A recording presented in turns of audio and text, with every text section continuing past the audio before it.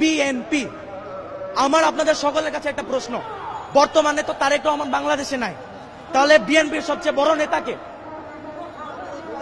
মির্জা ফখরুল।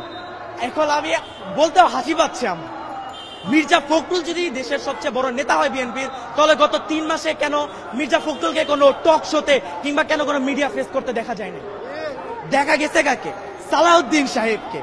এখন আপনারা যারা পলিটিক্সের ভিতরে আছেন বা থাকেন তারা জানেন গত 10 বছর সালাউদ্দিন সাহেবকে ভারতে বিলাসবহুল ভাবে 3 স্টার প্লাস রিসর্টে রাখা হয়েছে, তাকে সম্পূর্ণ সুযোগ সুবিধা দেওয়া হয়েছে, তাকে সেটিং করা হয়েছে ভারতীয় দালাল প্রথায়। তাই সে হচ্ছে, আমি নিজের মুখে বলবো, আমি জানি না আমি এটা বলার পর আমি বাঁচবো কিনা, আমি আমি আমি আল্লাহর আইনে আল্লাহর জমিনে দাঁড়ায় বলবো, বিএনপি হচ্ছে ভারতের দালাল, ভারতের দালাল, ভারতের দালাল।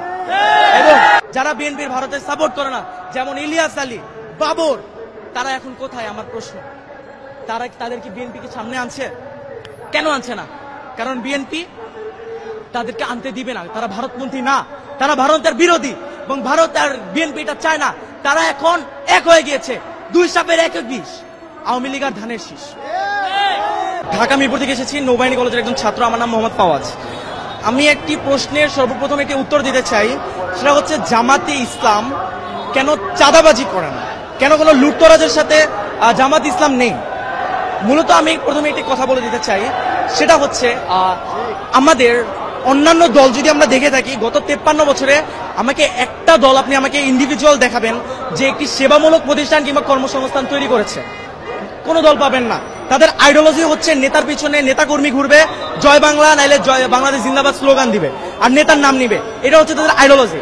জামাতের আইডিওলজি এটা নয়। তাদের আইডিওলজি কিভাবে একটি নতুন প্রতিষ্ঠান তৈরি করা যায়। আপনি যদি গত 53 বছরে খেয়াল করেন, অসংখ্য জামাতের হাসপাতাল, অসংখ্য ব্যাংকিং সেক্টর তৈরি করা হয়েছে, যার কারণে জামাতে ইসলামের যে নেতাকর্মীরা রয়েছে, পড়াশোনা শেষে তারা যদি চাকরিও না পেয়ে থাকে, তাদেরকে ওইখানে নিয়োগ দেওয়া হয়, এবং যার কারণে তাদের চাঁদাবাজি কিংবা এইসব কাজে লিপ্ত হতে হয় না। তারা একটি অর্থনৈতিক ভালো একটি কাজের মাধ্যমে তাদের জীবন বাহন করতে পারে। এবং জামাতের আদর্শ এবং অন্য একটি দলের আদর্শে ভিন্ন কোথায়? আমি একটি কথা বলতে চাই, অন্য একটি দলে আপনি সেন্ট্রাল থেকে টাকা পাবেন, টাকা যদি না পান আপনি চাঁদাবাজিতে লিপ্ত হবেন। আপনি বিএনপি বলুন, আওয়ামী লীগ বলুন, ছাত্র দল বলুন, ছাত্রলীগ বলুন, সবাই একই ক্যাটাগরি। আপনি ছাত্র শিবির বলুন যদি, বা জামাত ইসলাম বলুন, এদের অর্থ উৎস কিন্তু এইটা নয়।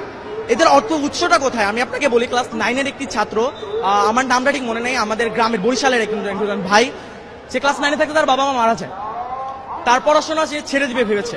তখন জামাত যে সংগঠন তার সাথে কথা বলে, যে তার সম্পূর্ণ ব্যবস্থা তারা গ্রহণ করে, তাকে সম্পূর্ণ শিক্ষিত করে, তাকে দেশের বাইরে পাঠায় পড়তে, এবং তাকে ডক্টর বানিয়ে বাংলাদেশে ফেরত আনে। এখন আমার প্রশ্ন, একজন বিবেকবান মানুষ জীবনেও কি তাকে যেই দলটা, যে সংগঠনটা এত উচ্চ একটা পর্যায়ে নিয়ে গিয়েছে, তাকে জাতীয় রাষ্ট্রের সম্পদ বানিয়েছে, তাকে কি, তার কাছে কি কোনো সাহায্য চাওয়া লাগবে দলটা থেকে? সে তো একজন বিবেকবান মানুষ, সে নিজে থেকে তার অর্থের 50% দান করে দেবে এই দলের জন্য। এই একটা কারণে জামাতের কারো কাছে চেয়ে খেতে হয় না।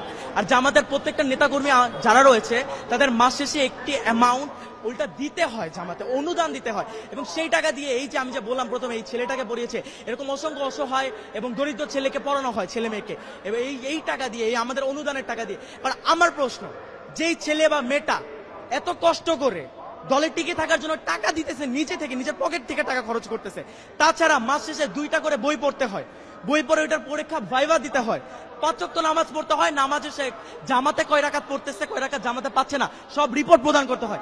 এত কষ্টের পরেও যে মানুষটাই দলে থাকবে, ওই মানুষটার কি নৈতিকতা নিয়ে কোনো প্রশ্নের আর কোনো দিক রয়েছে? ওই মানুষটা কি কোনো স্বার্থের জন্য দল করতেছে? ওই মানুষটার ভিতরে নৈতিকতা আছে বলেই মানুষটা দলটা করতেছে। এত কষ্ট পেরিয়েও এই দলের প্রতি সে তার ভালোবাসাটা রয়েছে। এখন আপনি আমাকে কোন দিক দেখাবেন? 71-এ যে আলবদর, তারপরে রাজাকার বলে, এই দিকটা দেখাবেন? আমি আপনাকে একটি কথা ব্যক্ত করতে চাই। হযরত উমর রাদিয়াল্লাহু তাআলা আনহু, তিনি যখন ছিলেন, তিনি কিন্তু মুসলিম ছিলেন না, তিনি কিন্তু ইসলাম ধর্ম গ্রহণ করেন নাই। পরবর্তীতে মহানবী সাল্লাল্লাহু আলাইহি ওয়াসাল্লাম আল্লাহ তাআলার কাছে নিজে চায় যে তৎকালীন আরবের যে কোনো বড় 2 নেতার একজনকে আল্লাহ আমার করে দাও, এবং মহানবী সাল্লাল্লাহু আলাইহি ওয়াসাল্লামের যে কোরআন, সে তিলাওয়াত শুনে সে কিন্তু মুসলিম হয়েছে। এখন কি আপনি তার পাস্টের সাথে তার প্রেজেন্ট তুলনা করবেন? আপনি এতই মূর্খ হয়ে গিয়েছেন? আপনি চেতনা ব্যবসা করবেন? আওয়ামী লীগ এক দল বলে গিয়েছে, তারা এখন কোথায়? তারা এখন ভারতে।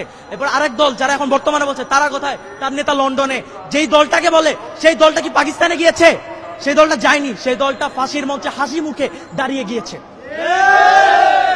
আপনি যদি আরো বলেন, যে 71-এর কথাই আমি ধরি, যদি আসলেই জামাতে ইসলাম রাজাকার হয়ে থাকতো, কেন মুজিবের সময়, জিয়াউর রহমানের সময় এই জামাতের কোন নেতাকর্মীকে রাজাকার বলে শাস্তি দেওয়া হয়নি?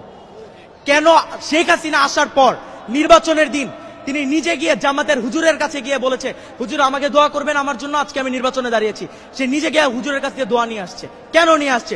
এবং 96-তে সে যখন জিতে যায়, জিতার পরে সে ওই ডিরেক্ট জামাতকে রাজাকার বলে ফেলে। কেন বলে? কারণ জামাত যে ইসলাম, জামাতে ইসলাম তাদের যে মত, সে মতের সাথে একতা প্রকাশ করেনি।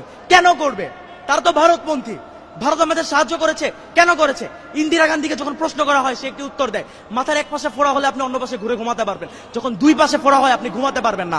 এর মানে কি বুঝতে পারছেন? আপনার যখন দুই পাশে ইসলামিক রাষ্ট্র হবে তখন আপনি থাকতে পারবেন না। হিন্দুত্ববাদ আপনি ছড়াতে পারবেন না, পুরো বিশ্বে আপনি মঞ্চতে প্রকাশ করতে পারবেন না। সেই কারণে তারা বাংলাদেশের সাহায্য করে। এবং তারা আমার কোন সাহায্যটা করেছে?